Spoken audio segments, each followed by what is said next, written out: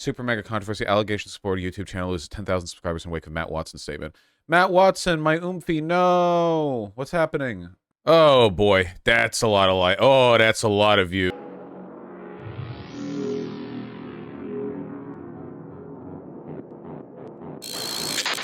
Who's this person?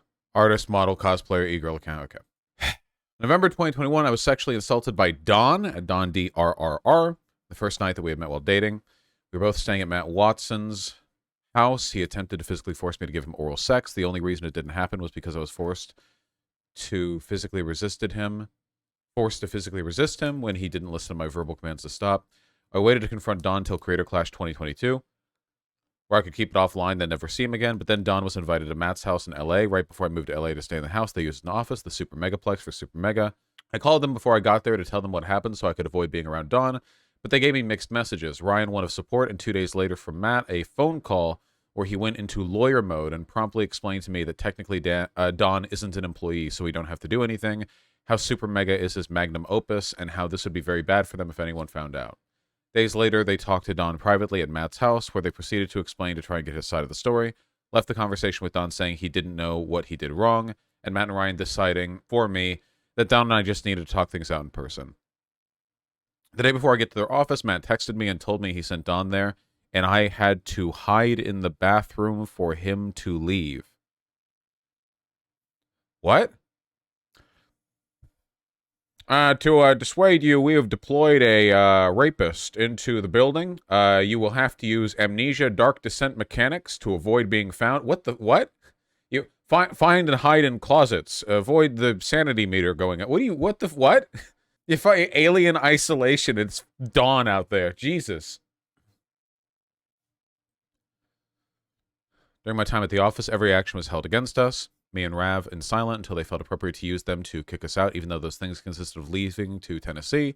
When I visited my mom for her birthday, even though I bought a car, leaving town to work, Ryan, Rav's partner has actions, gaslight us, he was framed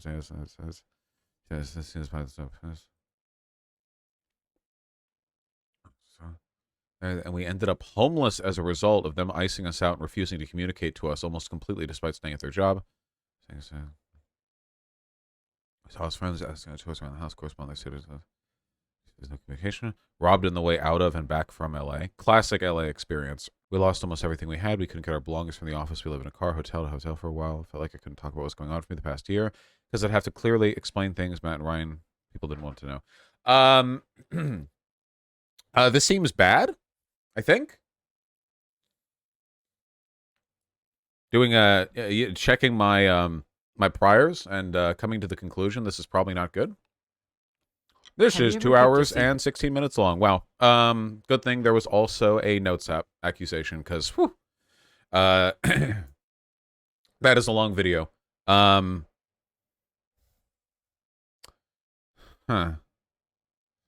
Well, I guess I could have guessed that Matt was a piece of shit from the fact that he followed this Vaush guy on Twitter. Really, though, yeah. Don's last message to me apologizing for assaulting me by calling it, quote, and everything before that to not right. So this is the guy who sexually assaulted her. Hey, I know you don't really want to hear from me, but I want to say I'm sorry about the trip and everything before that. I had no idea how you felt about things till you had to tell me in person, and even then I was too stupid to comprehend anything. Just really wanted to say I'm sorry about putting you through this. All I can really say is that I didn't mean for this to turn out this way. Again, I'm sorry for everything. Okay, so I guess the TLDR is that the accusation is that this Don guy sexually assaulted her, and when she, the next year, brought it up, this led to basically a chain reaction where the Super Mega guys, or Matt specifically, basically went into panic mode where they didn't want this to affect their business in any way. So they iced her out and started ostracizing her and not taking her seriously, and did this whole we're not gonna, by engaging with this, we're legitimizing it, which is damaging to us, so we're not gonna take it seriously. And now it's come to a head here. That's the accusation, basically. That's pretty bad. Don's weird-ass response. Has Matt made a statement? My statement on what happened with Lex, Updog, and Super Mega.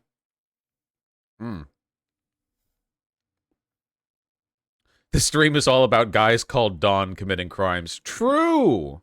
I want to start this off by apologizing for Lex for any trauma she may feel regarding our past relationship. To everyone who kept finding out about this, feels like being lied to or kept in the dark. Lex and I were invited over by Matt to stay at his place for a week. I'd been intimate since day one, but on the third night I asked her for oral sex, and she at first said no because she had a cold sore. Later I asked her again, and she said yes, but to be careful not to be too rough. During the intimate act, I had pushed down her head, after which she recoiled and told me I was being too rough. I then profusely apologized, and we ended up watching TV and going to bed after. Things were normal for the rest of the week until the trip was over, and we went back home. During this time, I was under no impression anything traumatizing had occurred. However, now I realize this was extremely upsetting for her. Noticed her growing very distant to me. The next year, I asked her why she was distant. If everything was okay with her, I was not told a straight answer. On the final day, she finally told me why she was so troubled. She told me I was too rough with her last time and that it had reminded her of her ex's behavior. I tried to apologize for my behavior. We talked a little bit after, but after the conversation, left broken up with the abbreviated her friends. Huh.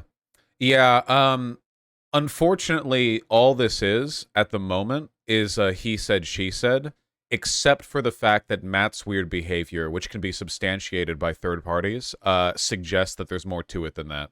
I really don't like weighing in when it's a he said, she said. You have to consider if there are any, like, extenuating circumstances or, like, adjacent facts that lean things more towards one side or the other.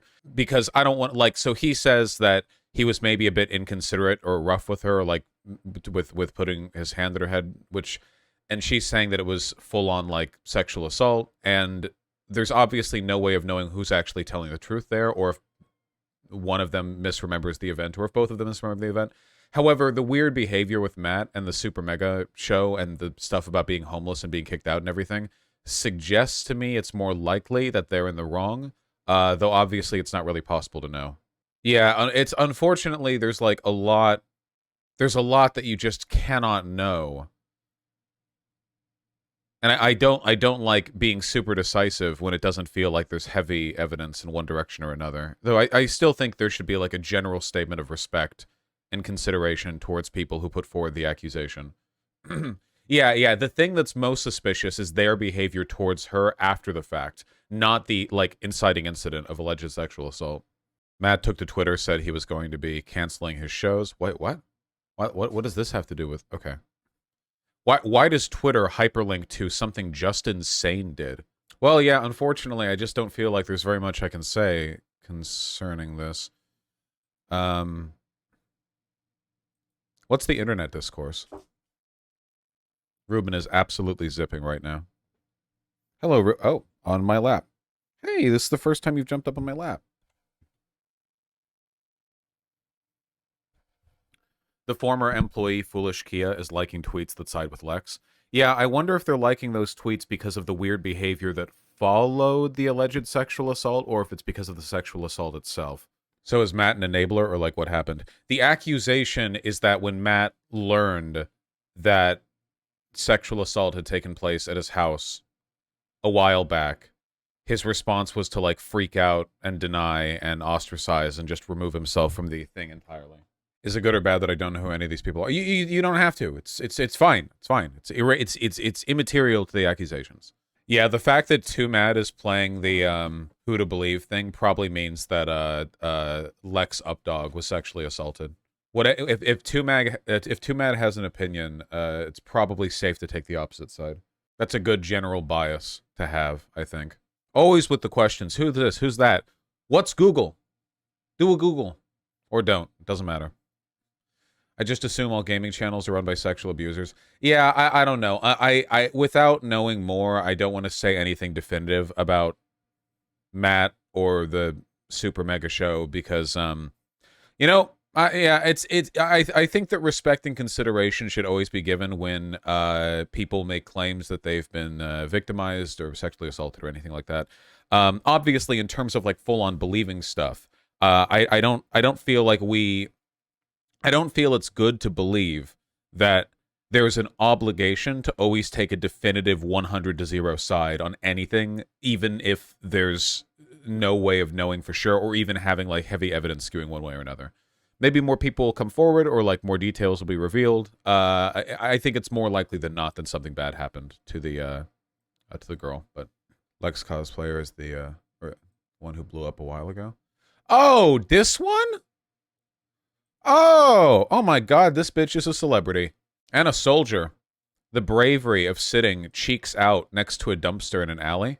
For me, Super has a history of acting like this in situations, and it definitely makes it more believable for me. You mean like them panicking and freaking out and distancing themselves from anybody who made an accusation because they don't want it to taint their brand? That kind of thing? That is such a common response, and it's so wild because, like, it never works, right? If something bad happened kind of under your jurisdiction as a content creator and it gets known, you want to be like the first one on that. You want to try to address it internally, and like if necessary, you go public and you're like, hey, listen, due to some events which took place, I no longer feel comfortable doing this, that, the other. Um but like that never happens. You remember the shit with like Smash Bros. Jeffrey Epstein. What was his name? Sky Williams. Where like there was all this shit and like grooming going on in the Smash scene, and Sky Williams was like trying to keep the house up because a lot of it was happening literally at his house, and he didn't want to like blow the whole thing up, but then it just got worse and worse and worse and worse and worse. When was the last time you heard anything from Sky Williams, right? Like his career was kind of done after that. I'm sure he still does stuff, but like he was way prominent before all of that. Um and yeah, not anymore. I never knew about this. Yeah, well, he used to be in Donkey videos, but now he's not because Donkey was smart enough to cut him off. What happened to Sky? I literally just said. I just said. Zetaram, Zetaram, I literally just said what happened to Sky Williams. That was the subject of the last minute of the things that I was saying. What do you listen? Who's this? Who's this? Who's that? What chat? Chat. Holy shit. Has Game Grumps made a statement? Why would Game Grumps make a statement? What did JonTron do now, retrospectively 10 years ago? Who's Biden? Yeah. Jingle some keys while you talk? Yeah, it's the only way to keep people up around here. They're friends with SuperMega? Oh, okay. Yeah.